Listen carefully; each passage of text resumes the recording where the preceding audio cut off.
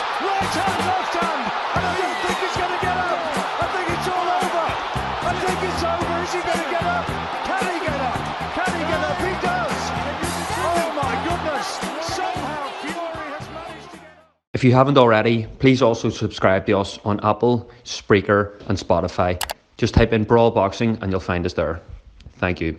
I just want to start by giving a shout out to our amazing sponsor, CBD Uplift. They provide the best CBD products on the market, including oil, gummies and capsules. I've actually tried the products myself and I can genuinely say they're the best CBD I've ever had, especially the gummies. I'd seriously recommend anyone. If you use our discount code BRAWL20, you'll get 20% off and free shipping. So thanks a million, lads. Violent Gentleman, the newest and fastest growing boxing-inspired training/casual wear brand established in Northern Ireland. Violent inside the ropes, a gentleman outside of them. Behave accordingly. Check out their website, www.violentgent20.com, and all of their socials. Facebook, ViolentGent20, Twitter, ViolentGent20, and Insta, ViolentGentleman20. Thank you. Heavy hitters punch bags are great for improving your technique as they're soft on your hands, which allows you to train longer and harder with less damage compared to a traditional punch bag. The product is great for building strength and fitness, and is fast becoming a favourite piece of equipment in many gyms up and down the country in improving their members' cardio. For any gym owners listening, one of the advantages to heavy hitters is that they can be used outside in fair weather and can be easily wiped down compared to larger traditional boxing equipment. These are obviously two massive advantages in the current climate that we all find ourselves in. Heavy hitters sell the product in 3 different sizes, meaning that they can accommodate to every customer's practical needs and abilities. If you check out their website today and use the code BRAWL20, you'll get 20% off all orders over £50. Personally, for us, heavy hitters have sent me and the lads a punch bag each, and I can't vouch for the product enough. It's so handy to set up and a great way to release some of the stresses of your everyday life. Definitely go and have a look on their website. You won't be disappointed. Hello, folks, and welcome back to the Brawl Boxing Podcast. I'm Kieran McCourt, and I'm joined by co-hosts Colin McGuigan and Ram McLaughlin. So, guys, we're very excited to have this next man back on the show. Please welcome Belfast's very own Cruiserweight European Champion, Tommy McCarthy. Tommy, how are you doing, mate? All good. Thanks for having me, lads. That's it. Close them curtains. Close them curtains. Yeah, bad. Yeah, no, that's perfect. The lightings. Where are you at the minute? Dublin. I'm in Aspect Hotel. Fuck, so am I, mate. We could have done this in person. Are you in Dublin right now? I live in Dublin now, so all right. Next time we're looking in, I'll come down to Pete Taylor's gym tomorrow. Is that sweet? Money bags, Ken. All them sponsors at the start. You know me, T-Mac. So what's the crack? You're down there on camp, yeah? So we staying down here all week and then home for the weekends. So that's just me and Sean and Tyrone just bunk in. We've got a good big room. It's like an apartment, so it's not like a wee hotel room. It has fridge, all the stuff you need, microwave and all. So three of us just get down here and who does the cooking? I do my own cooking and bring it down with me. Oh, do you? So everyone, like, there's a Cali supplied meals now and NutriQuick. So Tyrone's on them and they give them to me as well. And then Sean's using our company. But I just do my own cooking because I know what I need and how much vegetables and all that shit. So well, Tyrone's running about like Gordon Ramsay on Insta. I thought he would have been cooking for the whole public. Sorry, hold on, right? Let me fix this thing. Tommy is demented. That's perfect. For anyone who's just listening on audio, Tommy has spent the last 10 minutes just fixing the curtain. So Tommy McCarthy, that is latent of an influencer right there. Like, you've definitely been practicing. Listen, I'm a natural. That's the first thing. Too much time with Eddie Hearn. That's what's happened there. Matchroom now, you know what I mean? So I need to know. So since the last time, Sean McComb, you just touched on it, joined the camp. What's that like having around the hotel? Obviously, you're like a childminder with him and Tyrone then run about.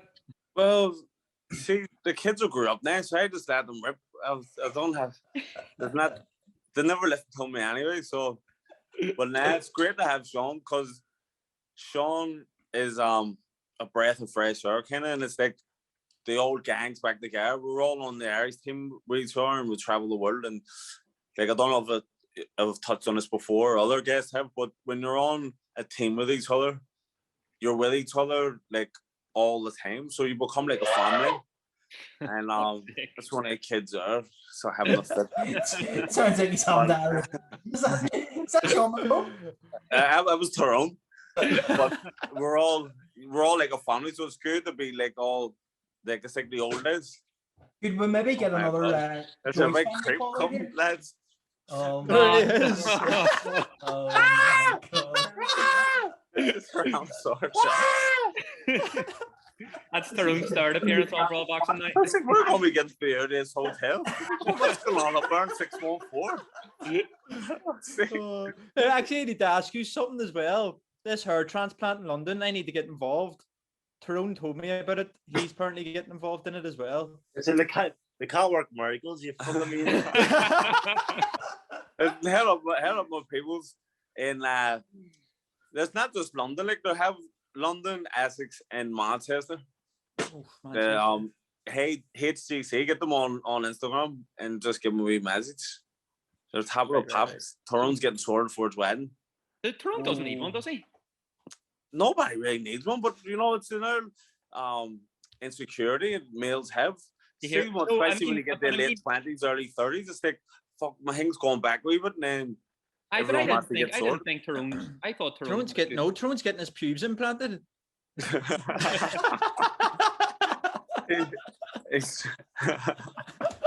been on his purple one. He's still having got purple. So Tommy, speaking of the high lifestyle, you obviously, since we last spoke to you, you had a great knockout win. You signed with Matchroom. What's life like for T-Mac at the minute? Are they rolling out the red carpet and anything for you? Listen, I'm a humble guy, you know what I mean? I like to stay low key and just, you know, try and blend in with people. But after this one, then I'll just be definitely red carpets, rose petals, everything. I'll be like, come to America. I'm gonna have 2 women spreading rose petals as I walk down the street. But that's been good. Like, but you know what? I hadn't really had a chance to sit back and take everything in because I fought and then the fight was announced. I already signed for it before the fight, like, and then so I only had 1 week off and then straight back in the camp. So I haven't really like had much time to, you know, sit and go, Jesus, I'm Matchroom now and think about all the stuff that's going on. It's just been straight back in the fight mode. I actually seen a video of you. I think it was on Pete Tubbs' story. You were at a barbecue and you were queuing up for a burger. And I was like, what a humble guy. Like, this is European camp, T-Mac, queuing for a fucking burger. Do you know what? That was Pete's granny's 80th birthday. And, you know, I'm an honorary Tuberty family member. So I didn't want to skip the queue, you know, with all the family, because it was all cousins and aunties and uncles, you know? And they all know me, like, but I didn't want to who the fuck's he think he is? He won a belt, he thinks he doesn't have to queue up for the burger. Just let everybody eat first. Tommy, see on the honorary family member thing, I've had so many people ask me this, right? I've heard it on Sky Sports in your last fight. It literally came up on the screen and said that you were Carl Frampton's son's godfather. Where did that start from? And first of all, can you tell the Brawl Boxing listeners if that's in fact true or false? Because I've had about 40 people ask me that. Well, basically, when the wee man was born, I said to Carl, I'll be his godfather, and then that's it. I'm his godfather. So you are his godfather. He loves me, yeah. So you told Carl who his son's godfather was going to be. I told Carl and Christine when she was pregnant, and I just says, "Red, I'm gonna be godfather," and I says, I've seen a few reviews on TripAdvisor about you skipping the queue in the Grubhub. Apparently, you just walk straight to the front and you didn't queue up. Grubhub? Aye. Is it true? I wouldn't surprise me at all. Oh, I'm a clean eater. I do all my own cooking. If I don't cook, my wife cooks. It's like, see, to be honest, I would love to eat recklessly, but Mrs. McCarthy hates fast food and just, you know, gets on my back. If I see anything, I need the grease that I want to eat, she's cracking up. So she's got the reins on me. You're looking in shape. How many kids do you have now, Tommy? 4 just. 4 just, aye. Fuck me. Oh. How many do you want to have, should I ask? I've always wanted to have a name, but No? I think 4's enough for a time being. But when I move house, after this fight, big win, I get a bigger house, I might start rebuilding again. Do you know what I mean? But we're on hiatus. Boxers love having loads of kids. Like Rand's 26 and he's obviously just announced he's having a kid. Are we allowed to say? No, we weren't allowed to say. We'll cut that out. What, do you want to see Jennifer in a bikini because she is not pregnant? Jennifer, come in from the balcony. Don't be showing Tommy her in a bikini now. See, boxers, right? This is the reason why I think they're always breeding the women flat out. You go to your camp, you're like, and you're meant to, the unwritten rule, stay away from your woman, no sex, no before camps. So see, as soon as you get out of camp, you know what time it is, and it doesn't take much to get someone pregnant. So that's right. The gospel according to Tommy McCarthy. That's the clip that introduced this podcast. Not even Chris Billam Smith. It's this. It's this. So obviously the Billam Smith fight has been anticipated for a while now, Tommy. He actually was calling you out on this podcast for that fight before it was even a thing. Is this the most excited you've been for a fight? And especially because it's in Eddie's back garden. I don't know if excited is the right word. Like, as you say, like he's been calling me out, and it's a fight that I had no interest in because I wanted to go on for the world title. Like at the minute, I'm number 3 in the WBA, number 4 in the IBF, number 6 with WBC. So I'm right there, ready to fight for world title. So I was like, this fight is a nothing fight for me. Like, I'm European champion. Why would I want to fight for the Commonwealth and British title? But he just kept on going on and on about it, and then it got a wee bit of public interest. So I was like, do you know what? Let me just spice this fella up, and then I'll definitely, like, well, Eddie Hearn said at the press conference, like, this is whoever wins this goes on for a world title. So this is the last hoop I have to jump through, and it's like you couldn't ask for a handier world title eliminator, like, than Chris Billam. Like, I mean, he's obviously he's trained by my cousin Shane, as you know well, fine well about that. But in terms of that fight, can we maybe see Carl in the corner with the bucket in your corner?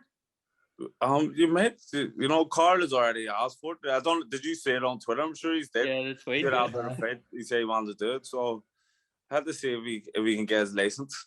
That's it. You need to repay him for the Godfather thing. You know what I mean? That's it. Young Ross has been well in Bert's family. Every time I said we lad 20 quid in a sky rocket.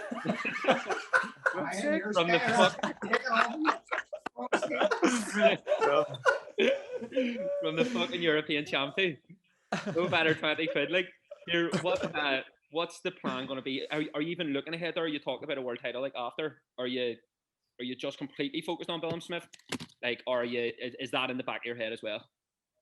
No, I'm completely focused on Billam Smith. Like, anytime I'm fighting someone, like, that's all that matters, because, you know, if it was to go wrong, nothing is beyond it. So I just make sure I deal with the task at hand.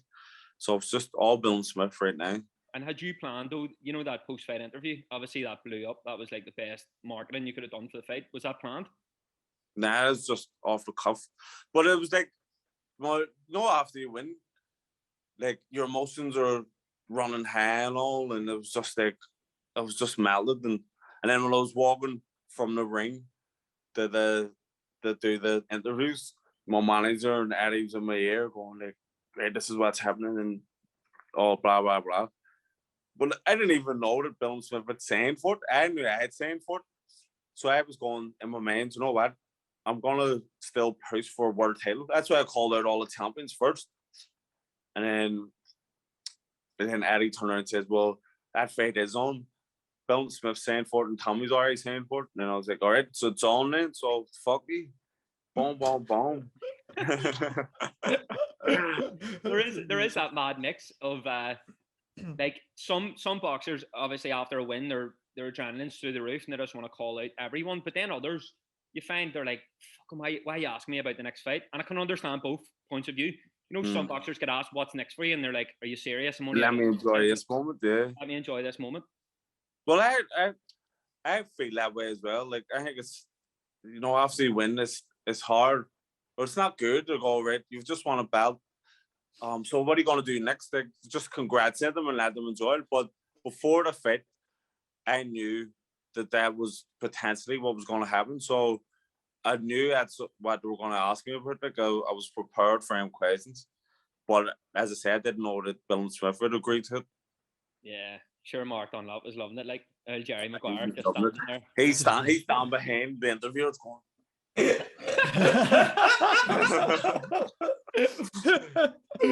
Mark Dunlop is honestly the GOAT. Like, what's he like as a manager? He's the best. Like, you touched on it. There's what's the one with Eddie Hearn, and he's got the idea for torturing him to get Eddie on the show. Like, he will not stop until he gets his fighters what they want, and it works. And he's just like persistent, and he's got a good heart. Like, I think that's why Eddie said he liked it so much, and that's why he gets on well in boxing, because there's no badness in him. Like, he's a genuine person who's trying to do good for his boxers, but sometimes, you know, it comes across like he's being a meddler, but he's not. He's just fighting his case over his boxers. Yeah. Do you think we'll get a Matchroom show in Belfast this coming year or next year even? Yes, right. Very, very strong possibility. What do you know, Tommy? Because obviously you're good mates. We need to interrogate we're good mates, Daddy, as well. What can you tell us? I can't. Well, I haven't got any inside info, but I know Eddie is busting to come back to Belfast, and he has me and Tennyson. So, like, the fighters are, and then there's so many fighters. Like, I might get Tyrone on, I might throw him a bone, stick money on their cards. I can't believe Tyrone lapped it from James Tennyson, by the way. That was mad. I was talking to him on Call of Duty. What a scrap. That would have been a big for the field. Like, that could be a fight in the Odyssey on Matchroom. 100%. So, like, the names are here, the boxers are here in Belfast to have a big show. So I can't see why it won't happen. Would you want to be headlining? 100%. Love it. It's not. Am I not headlining? It's not happening. I'm pulling the plug. Nah, but to be honest, the one car, because like all the Belfast boxing community, we're all friends. So, like, Andy, you're doing that thing where you're being humble again. I'm not headlining. I'm not.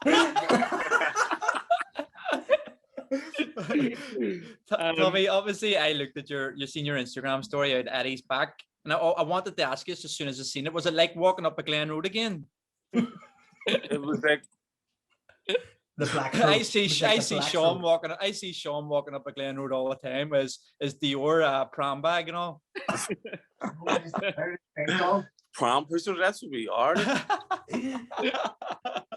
What's the llamas like? Did you get speaking to the llamas? The llamas, and it was just all sorts of like weird shit just all around the garden. Like, first I went in and there was these two people sitting there. They must be like groundskeeper, this fella and this woman. And then there was a stall for like Mexican food, and then a stall for pizzas, and then a stall for sandwiches, and then I was just walking around and this way, what the fuck? And there was a llama. With it wasn't a llama, it was something that looks like a llama. I forget the name of it. And then there was goats, and then there was like ponies, and it was wild. And then there's a lovely story like that.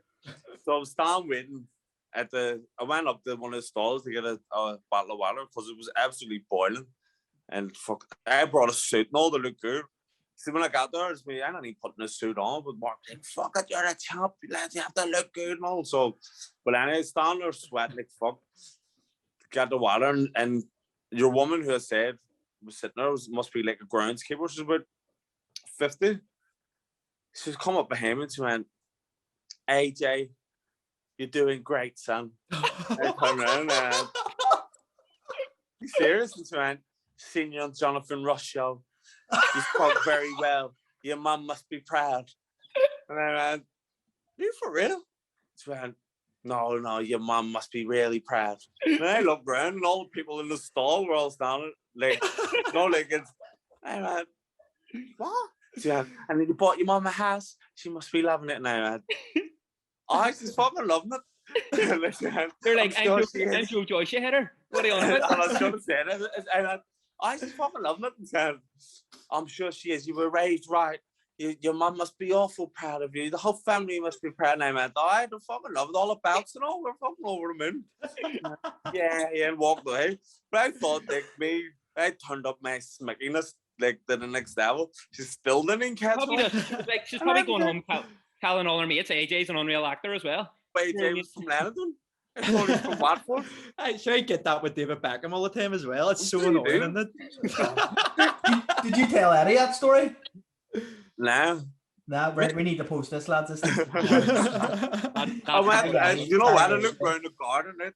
And I was like, "This is mad," because like it's just crazy. Like, I don't look anything like Anthony Joshua. And there was like the only other black person there was Natasha Jonas. So I just went straight over to her and I was like, "Natasha, come here, come on, here is." So me and her I told her, and me and her just laughed about it, but I didn't think anybody else would have like realized the undercurrents of like casual racism. Oh yeah. Oh my That sounds God. like a scene from Get Out. I hope that one. Looked at the first brown face I could see, and it was Natasha's "Me, come here, sis." The struggle continues. That's amazing. That's one of the best stories we've had in this podcast, 100%. Tommy, before we let you go, we just wanted your thoughts as well. Obviously, there's been a massive move lately in Matchroom from Sky over to the Zone. You joined at a time where you were still in Sky, but so you got the experience, the sort of Sky vibe, and now you're getting into the Zone. Do you think it's good or bad? Well, I don't know, because this is going to be the first the Zone thing. So obviously you'll be leaving like your big mate Johnny Nelson behind and all. And I don't know. But me and Johnny kind of made it up anyway. Oh, did you? After Andy, who does the interviews. Andy Clark, yeah. So me and him was talking, and I said, "Do you know what, Andy? Like, I didn't take it to heart. Like, I don't care. Like, it's just tongue in cheek." He was like, "Yeah." And he says, like, I was surprised that Johnny would say it, because I could hear him in my earphones. And I was going, "What's he talking about?" And I says, "Look, it comes with territory. I don't mind it." And then after the fight, I looked over, and Johnny was sitting over at, in the wee booth thing, and he was looking at me, and I went, "You can actually see me on TV going like it." And then he looked at me and he just nodded, and I started laughing. So then he started following me on Instagram, so we're mates now. Best mates. Thank fuck we didn't need that beef, because that time when you came on, we had him on, remember, like a week before. Yeah. And then obviously when you came on, you were like firing back at him, and we were all laughing, and then we were like, "Fuck, lads, does that look bad? Does that look like we're agreeing with Tommy?" And like, you had to agree with me anyway, because we're all from Belfast. We can get Johnny back on now. Out of the window. But now, like, see, really, the switch to the Zone, I don't know how it's going to be. I'm excited about it because apparently there's like so much money involved with the Zone. So everything's with Matchroom, everything's top of the pops anyway. Like, you get so looked after. So your kids get taken to they school, wouldn't have went with them unless it was going to improve it. So it was already like here. So I'm excited to see what the standards like. I see the Matchroom and all. Doesn't Eddie chauffeur your kids to school and all? So like your kids are going. I heard about that. That's I seen story. No, did I seen Frank Smith outside Holy Child? Yeah, I seen that myself. Well, I must have been picking up somebody else's kids. It wasn't Jerome McKenna's anyways. Here, Tommy, what's on a serious note? What's the odds you could get us Maya Jama's number? I know, mate. Do you know what? I haven't met her yet. I haven't met any of the Zone team, but I'll see what I can do. Let's leave all for me. All we want you to do is get her on the podcast. Right? That's all we want you to do. Don't even worry. I think Tommy will be a bit starstruck meeting Maya Jama. Like, throw my name in the hat as well. I don't get starstruck by anyone, especially not. Like, I'm a married man. I only have eyes for one woman, so love it. Maya Jama, intimidate me with a good looks. No, that nobody. Tommy, No women can never do anything Tommy, to me you know because what I I'm love about already. you? Do you know what I love about you? Your missus sent in that question. She asked Is he a pass? what you said. Well, Tommy, thanks so much for coming on. I know you're dying to go and watch England match, so we heard you're a big England fan. We're disappointed. Listen, I'm a big Denmark fan. I've been out there a couple of times. Copenhagen, in all seriousness, Copenhagen's unreal. Denmark, I've been there 3 times. One of the best places I've ever went to. So The Rock Bar are offering a free drink to anybody that walks in with a Denmark cup as well, lads. So you know. I don't even know if you're joking or not, but that's So I swear to God, they are. I'm not even joking. That is incredible. Johnny Mac and Tommy are on their way. Tommy, we'll hopefully get you on again. Well, your fight's next month, but we'll see you at the Philo. We'll maybe get a in-person interview with you. Yeah, 100%. Legend, Tommy. Thanks a million, Good Tommy. stuff. Thanks a million for coming on, Tommy. Appreciate it. Slam. Legend, Tommy. Well, folks, that's it for our episode with Tommy McCarthy. Join us again next week when we're back with a very special guest. A massive thank you goes to That Prize Guy, who has also sponsored the podcast. That Prize Guy is a company who runs competitions daily on their Instagram and Facebook. They're based in Bangor in Northern Ireland, and they have a range of prizes from Range Rovers to Rolex watches and even 20 grand in cash. If you check out their website at thatprizeguy.co.uk, you can enter any of their competitions there. And if you use our code BRAWL20, you'll get 20% off and free shipping. So thanks for the continued support, lads. It's much appreciated. Big thanks to Wow Hydrate, who've sponsored the podcast. They've provided me and the lads with some of their protein and vitamin waters, along with electrolyte drinks, which are the best on the market. Thanks for your continued support. We really appreciate it. But I'd like to call that white girl problem. Met her back in autumn. Every gift I try to get her, she already got them. Messing with the TA, wonder what she taught him. Work her way down, literally to the bottom. Where are all my best friends? How can I ignore